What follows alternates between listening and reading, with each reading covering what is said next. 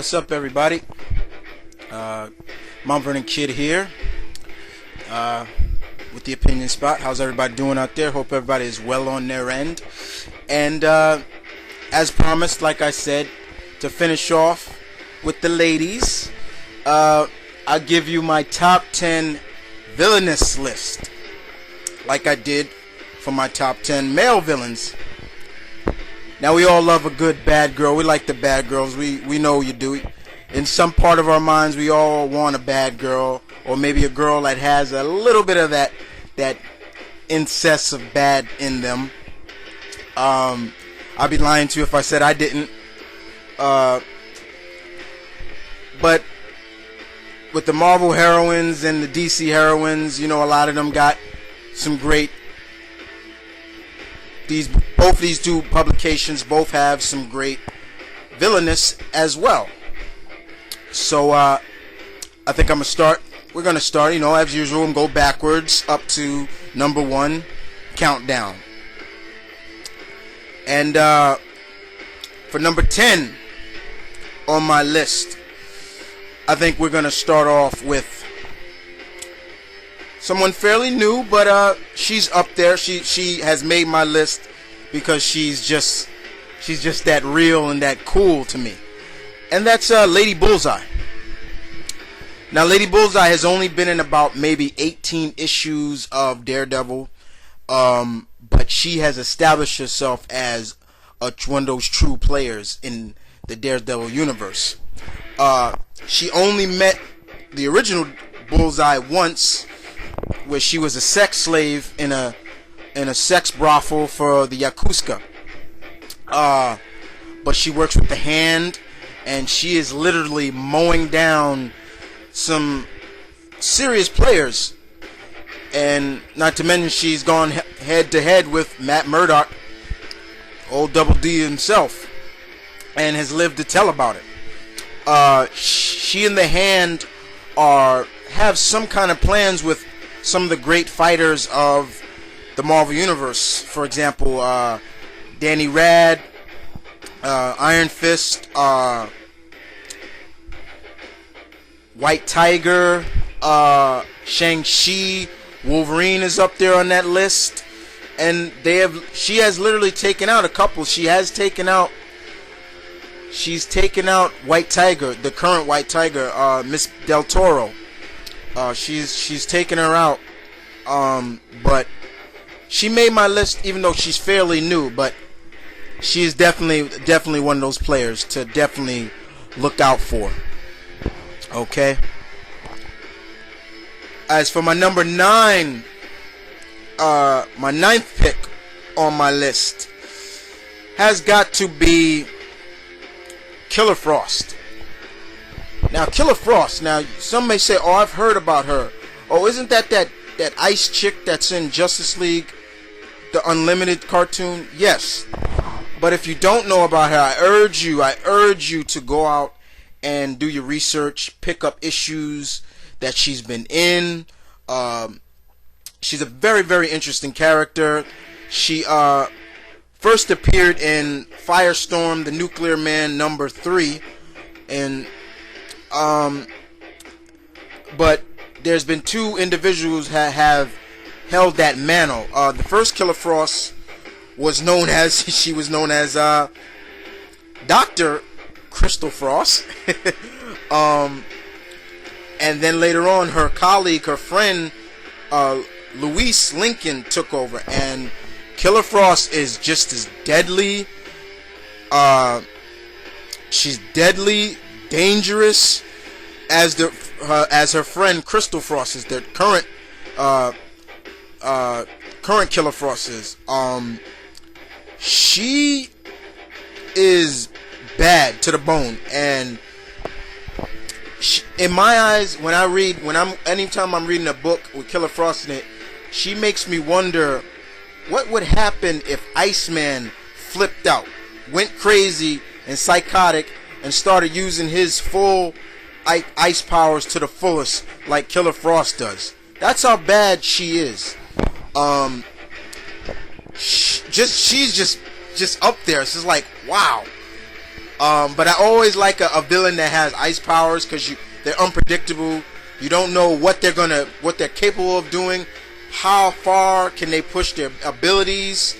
And she's if you think about that, she's also a female Mr. Freeze. But Louise Lincoln is up there. She's up there, no doubt about it.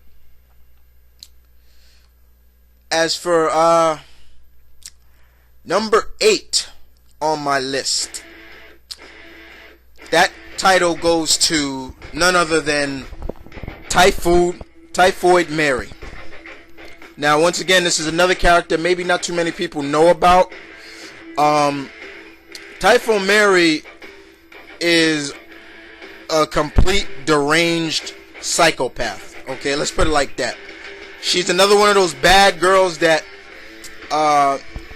Double D is attracted to. She was introduced in Daredevil number 254.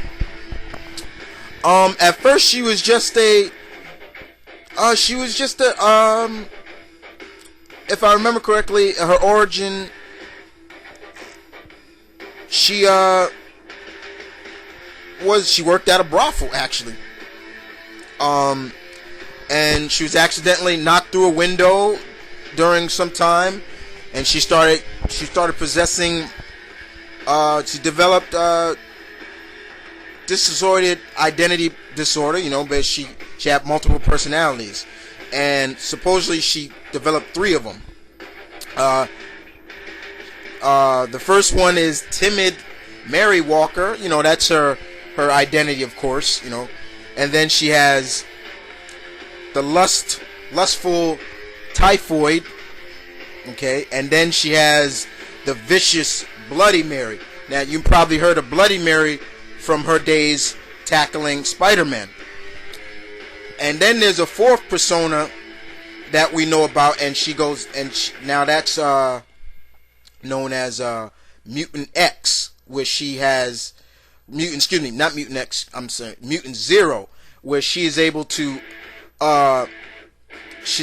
use her psychic powers. So not only is she crazy and nuts, but she has psychic, telekinetic, and pyrokinetic powers, mind control, you name it.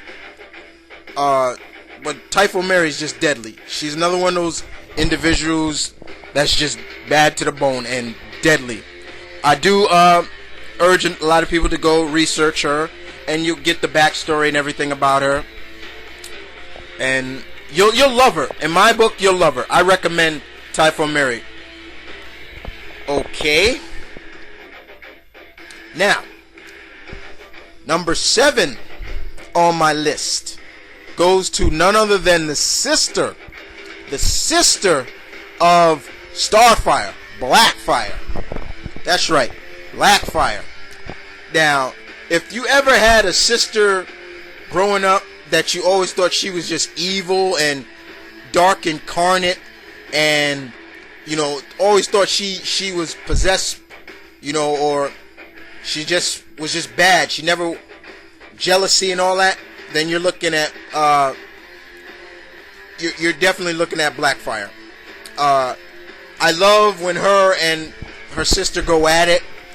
It's great. She's just as powerful as her sister, and maybe then some more. But Blackfire is definitely one of a kind, and you don't want to be crossing this girl's path, because trust me, she has gone toe to toe with the Titans as well as just her sister, and she's lived to tell about it, So definitely, you don't want to be pissing off, even don't want to just slightly tick her off. Typhoid Mary, Starfire's older and evil sister, no doubt about it.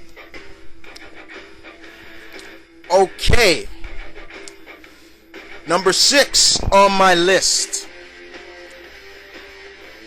is none other than Lady Shiva. Lady Shiva is a badass assassin.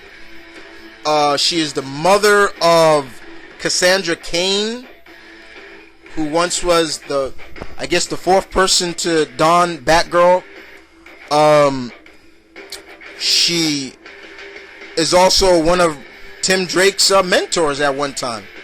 She's badass. Hand-to-hand combat is off the chain. This chick, you do not want to be an enemy. You don't want an enemy. And that's all I'm going to say about Lady Shiva. Just you don't want to be pissing her off at all. So that's 10 through 6. Stay tuned for the last 5, and I'll be right back.